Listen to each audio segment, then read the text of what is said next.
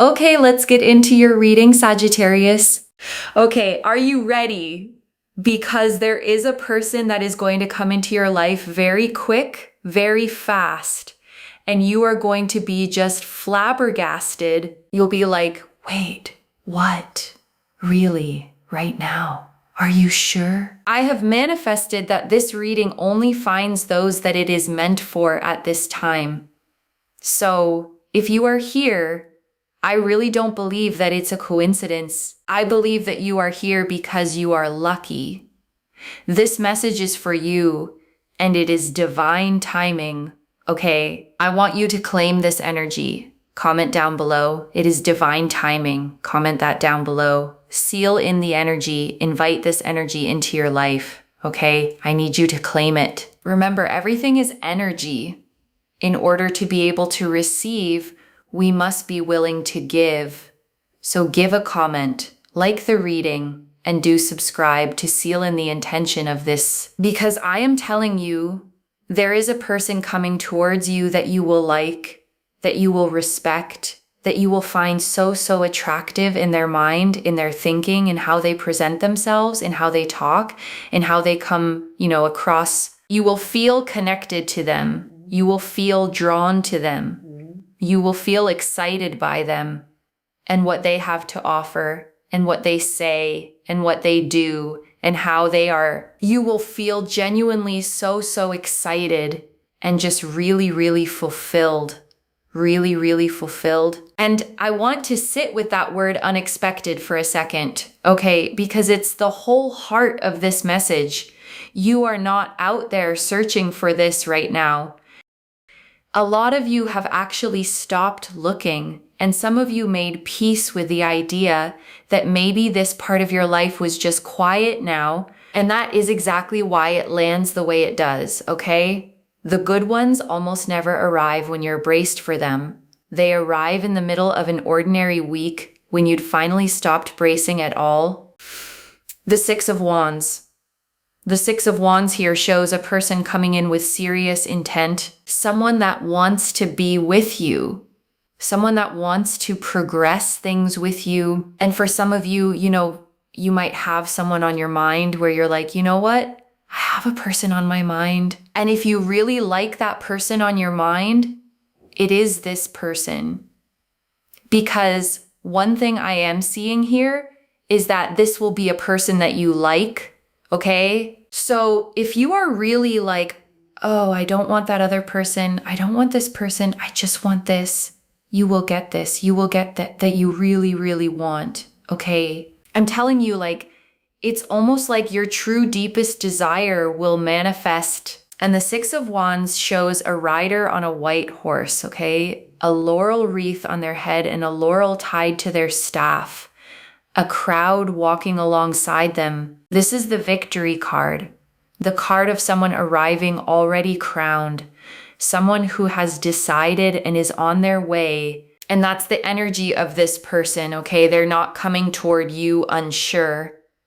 They're coming toward you having already made up their mind about you. And I want you to notice how different that is from what you might be used to, okay? A lot of you have dealt with people who wanted you tentatively, who kept one foot out the door, who needed convincing at every stage. This is not that, okay? This is someone who shows up already sure. And I want to name why that changes everything, okay? Because certainty at the start is what prevents 90% of the pain later. The connections that hurt you before were usually ones where someone was ambivalent, where you spent your energy trying to convince a person to want what they only half wanted. And that's an exhausting way to begin anything, okay? Because you never get to relax into it. You're always slightly auditioning, always slightly proving your case. This person arrives with their mind made up, okay? Which means you get to skip all of that. You don't have to earn your place. You don't have to sell yourself. You just get to be there, already chosen from the very start. And trust me, not everyone will see this reading. Not everyone will come across this reading. And that's the whole point, is that it is meant for who it is meant for. okay? As much as I would love, this reading to be seen by 1 billion people, right? It's not meant for everyone. That's the whole point. It's only meant for a select amount of people. The Hermit. Hermit. It's on its way. Hermit shows that behind the scenes, everything is being prepared. Everything is starting to come together. The channels for how everything is supposed to come together is starting to come together. It's starting to progress. It's starting to get moving. It's starting to move in the right direction. It's all starting. It's all progressing. It's all going in that way. So beautiful to see. Wow. And I want to describe this card properly, okay? Because the Hermit stands alone on a mountain peak, holding a lantern up into the dark, a single star glowing inside it. And people see this card and think loneliness, and that has never been what it means. The Hermit is preparation, okay? It's the work that happens in private, out of sight, before anything becomes visible to anyone else. The lantern isn't there to light up a room. It's there to light one step at a time on a path that's already being walked. And that's what's happening right now, okay? Before you can see any of it, the timing, the circumstances, the way the two of you eventually cross paths, all of it is being arranged in the part of the story you don't get to watch yet. And I want to say something to the impatient part of you, okay? Because I know some of you are tired of hearing it's coming. You've been told it's coming before, and then nothing came. And it made you a little cynical about this exact kind of message. But the Hermit isn't a maybe card, okay? It's a card of something already in motion, simply not finished yet. And the difference between those two things is the difference between hope and preparation. This is preparation, and they're going to take action. They're going to take action. And on top of that, there is a high level of chemistry, okay? This is someone that you will feel physically very attracted to. You will like how they look. You will like how they treat you. You will like what they can do for you, because you would also do a lot for them, right? So it's really important to know what they also do for you in return. This is someone that is not lazy. They're very ambitious, and they will genuinely get up and do things for you. This is not someone who expects you to do everything, like communicating, like cooking for them, like giving them gifts. No. They do it for you, to you, and with you, which is so important. So important. And I want to stop on that phrase for a second, okay? For you, to you, and with you, because it's actually describing 3 different things, and most people only ever get one of them. For you is the effort, okay? The things they do to make your life easier. To you is the affection, the way they treat you directly. And with you is the partnership, the building of a life side by side. And having all 3 at once is rare, okay? Because plenty of people will do things for you while being cold to you, and plenty will be sweet to you while building nothing with you. This is all 3, and I want to name why you specifically respond to that, okay? Because you've probably been the one carrying all 3 for other people without getting any of them back. You did things for them. You were warm to them. You tried to build with them.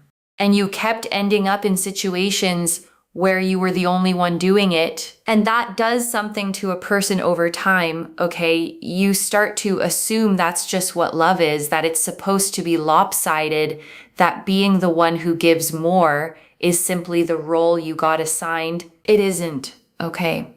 And this person is the proof.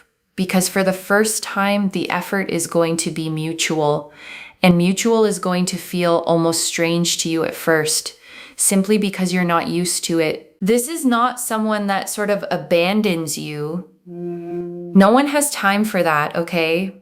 Really, no one has time for that. Trust me, I know that you don't have time for that either. This is not someone that's going to abandon you, because once they're locked in, they're locked in. Once they're committed, they're committed. And I want to name why that word abandon is landing so hard for some of you, okay? Because it's not a random word to hear. It's the specific fear you've been carrying. And the reading knows it. The Five of Wands. Now, I do believe that you've been hurt in the past before. We have got here the Five of Wands. You've been left out. You felt abandoned. And you've dealt with people who have abandonment issues, okay, and then they abandon you because they think you're going to abandon them when actually they abandon you because of their own thinking. And the Five of Wands shows 5 figures all raising their staves, okay?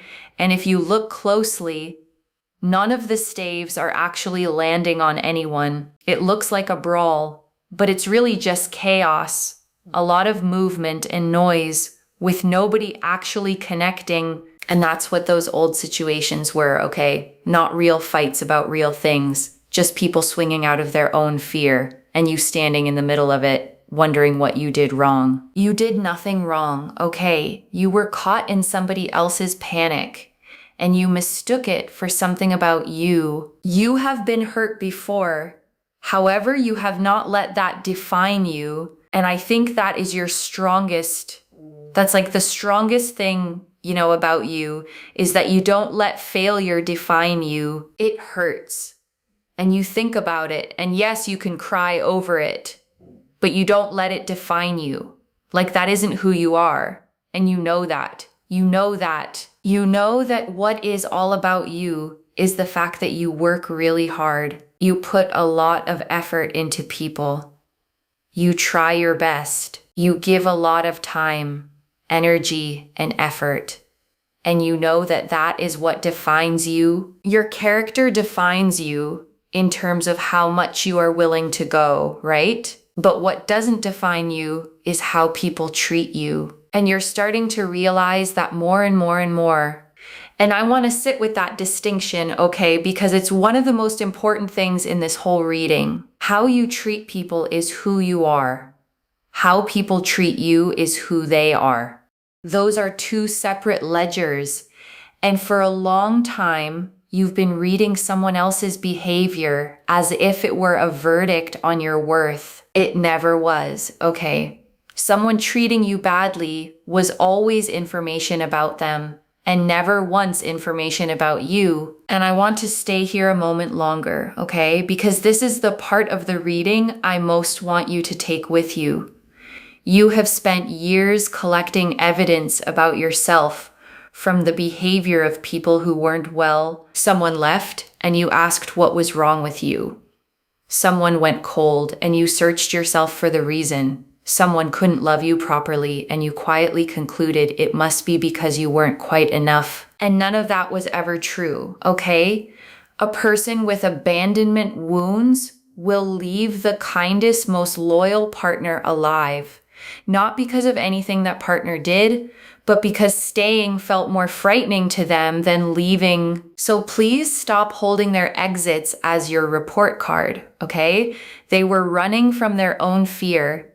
And you simply happen to be standing there when they ran. And one thing here is that you don't want to get hurt again.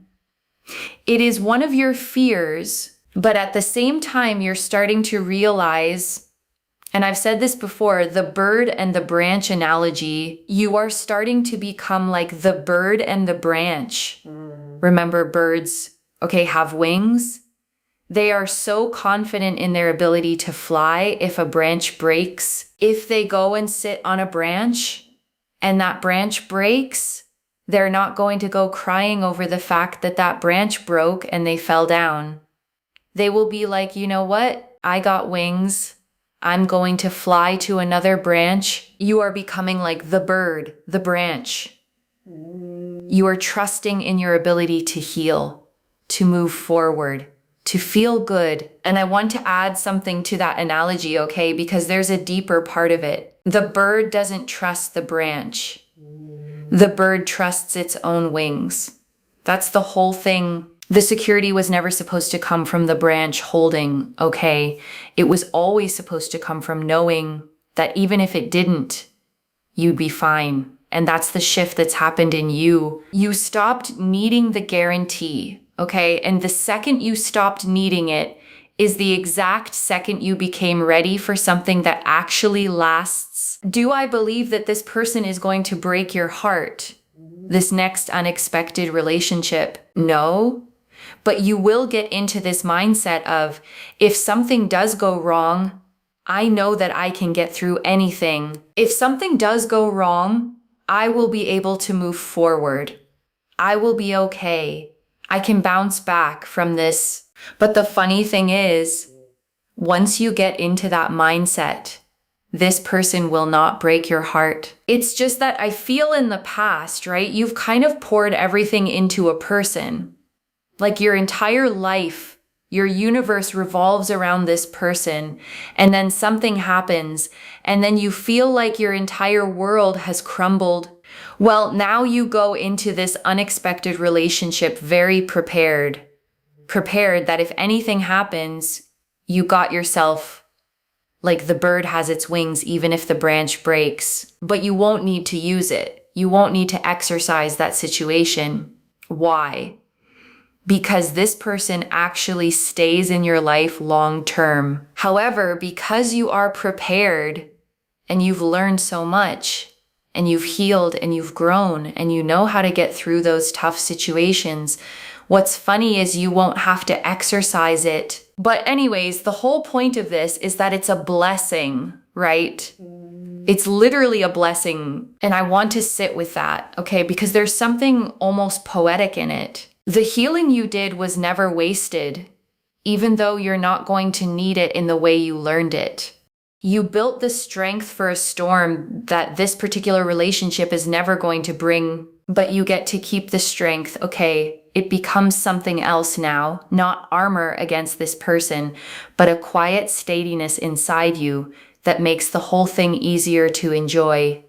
Imagine someone, right, is doing something and you have to be so prepared. Best situation, okay, best explanation I can give you is like, say for example, someone gets on an airplane and they don't pay attention to the safety demonstration. Let's say, unfortunately, okay, and tragically, that plane crashes and it's crash landed, but they don't know what to do, right? They're not prepared. So then the next time they get on an airplane, they're very, very prepared. They're like, okay, that's the emergency exit. That's the life vest. That's the oxygen mask where it comes down. But guess what? That plane never crashes the second time. It just never happens again in their life. But they are then prepared. This is what I'm trying to say, is that it's like you are so prepared now, right? For failure, for loss, that you won't ever have to exercise it, but you know it in the back of your mind, right? I don't know. It's just an example that I have to give you. You know, you've been through pain and now you're like, okay, well, I can get through anything now and I know how to heal and I know how to get through it. But the next relationship that you'll be in very unexpectedly, you just won't have to exercise any of that because you'll be with this person for life. And I think that's what also makes it quite unexpected, is that it's someone that you will be with for life and you won't have to like worry so much about in the grand scheme of things. And I want to name the specific relief in that, okay? Because it's a feeling a lot of you have never actually had in love. Most of your relationships have had a low hum of vigilance running underneath them. A part of you always half watching, always slightly ready for it to go wrong. And that vigilance is exhausting, okay? Even when nothing bad is happening. It's a tax you've been paying on every connection you've ever had. And this is the one where you finally get to put it down, okay? Not because you forced yourself to trust, but because there genuinely isn't anything to watch for. And I want to prepare you for how strange that's going to feel at first, okay?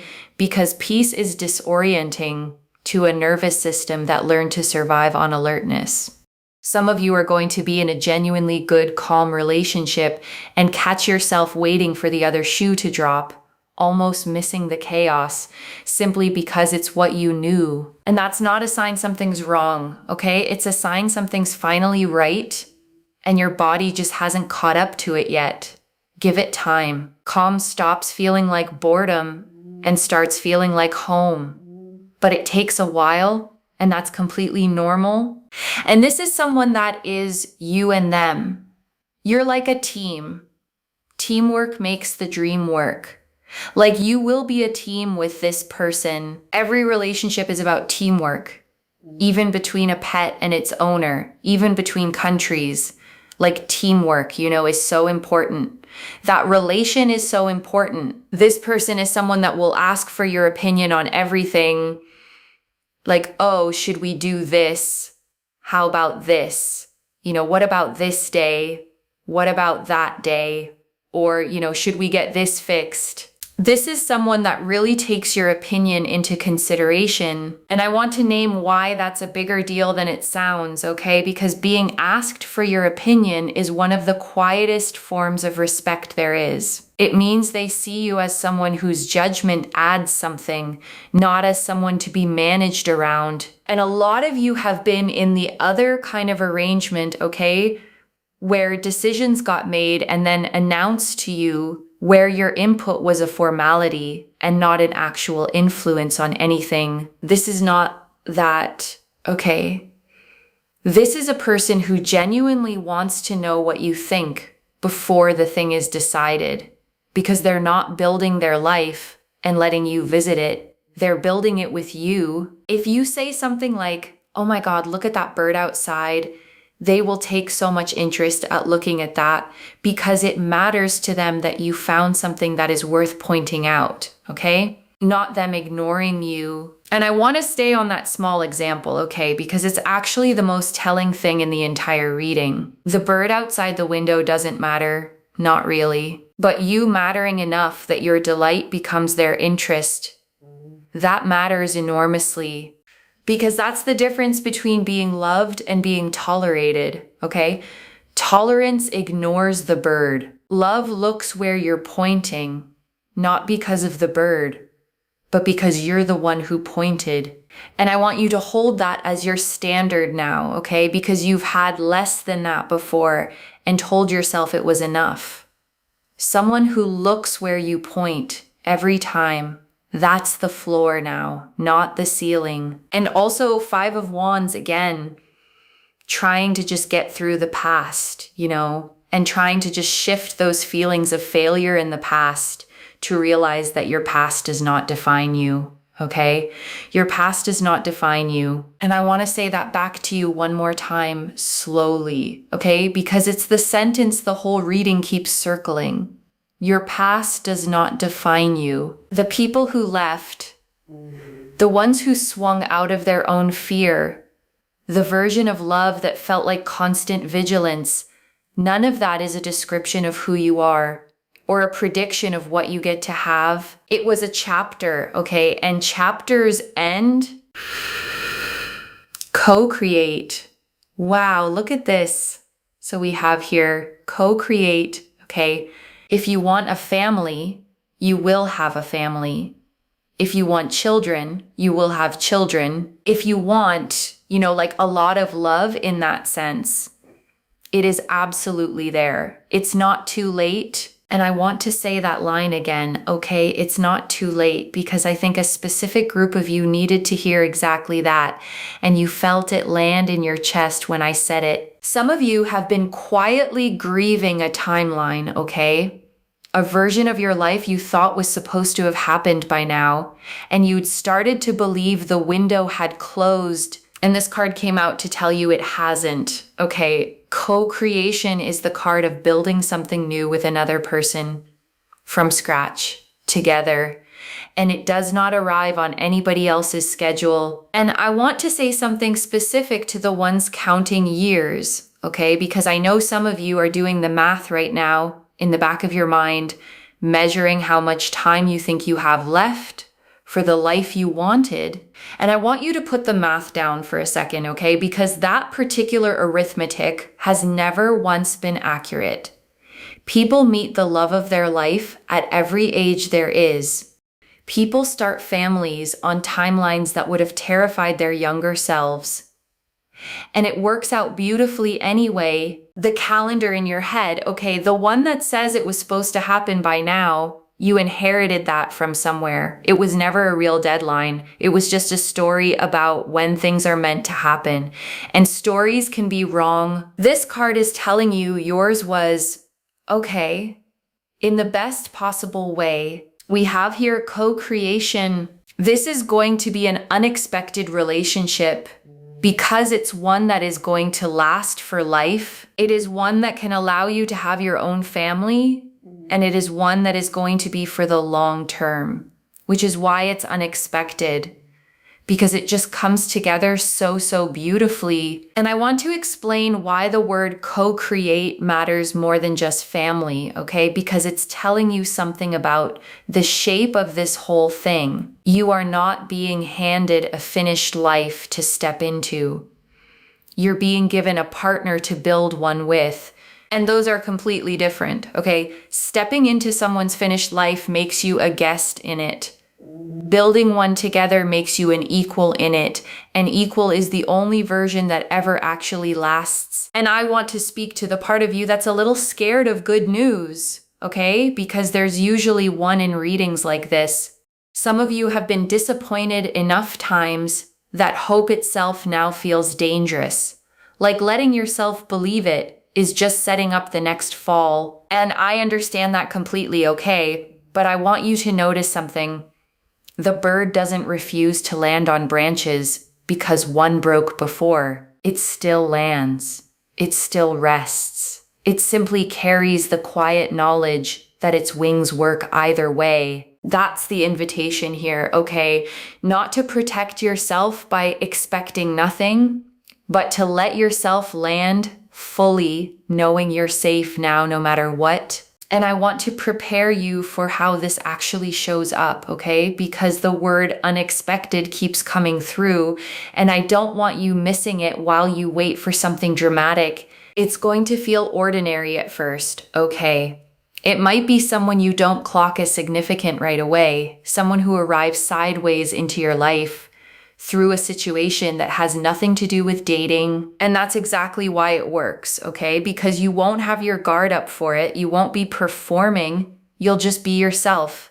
And they'll fall for the real one instead of the version you show on purpose. And I want to name what your only actual job is here, okay? Because it's very small. Keep living your life. Keep saying yes to the ordinary things, the plans, the invitations, the rooms you almost don't bother going into, because unexpected things can only reach you if you're out where they can find you, okay? The Hermit is preparing the meeting, but you have to actually be in the world for the meeting to happen. And before the final message, I want to leave a few things to actually hold on to, okay? The first, your past does not define you, loves. And this reading said it 3 separate times because you needed to hear it more than once. The people who left were describing themselves, not you. The way you were treated was never a verdict on your worth, and you get to stop reading it as one. The second, you are the bird now, not the branch. Your security stopped depending on anything staying and started living in your own wings. And the beautiful irony is that becoming unbreakable is the exact thing that finally lets you have something that lasts. The third, it is not too late. Whatever timeline you'd quietly given up on, the family, the partnership, the ordinary shared life, the co-create card came out specifically to reopen it. You didn't miss it. It was taking the long way to you. And I want to answer one more thing, okay? Why this reached you now with this much specific detail? Because you'd started to make peace with the wrong thing.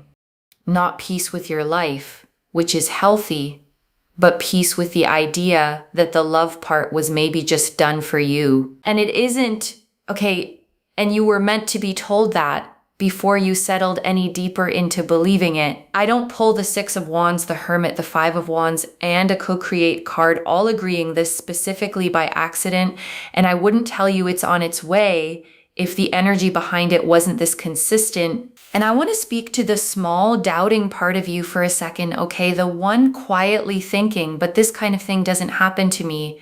That voice isn't wisdom, it's a scar. And scars are memory, not prophecy. Just for tonight, set it down. This is already clear, okay? The Six of Wands confirmed someone arriving with serious intent, already sure of you. The Hermit confirmed it's on its way, being prepared behind the scenes right now. The Five of Wands confirmed the old hurt, the abandonment, and confirmed it does not define you. And the co-create card confirmed a lifelong relationship, a family if you want one, and that it is genuinely not too late. So let me lay this all out one final time, okay, slowly, so it actually settles. There is a person coming into your life quickly, unexpectedly, someone you'll like, respect, and feel genuinely drawn to. They arrive already sure. They take action. They do things for you, to you, and with you, and they do not abandon. Because once they're in, you've been hurt before, but you've become the bird instead of the branch.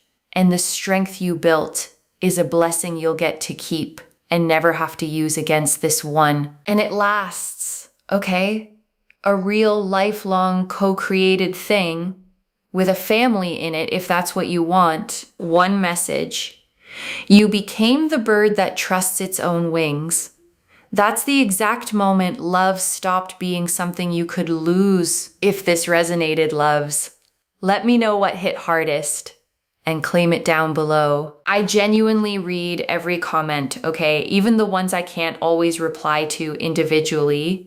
Your story becomes part of the reason this reading keeps finding the next person who needs it too, like this reading.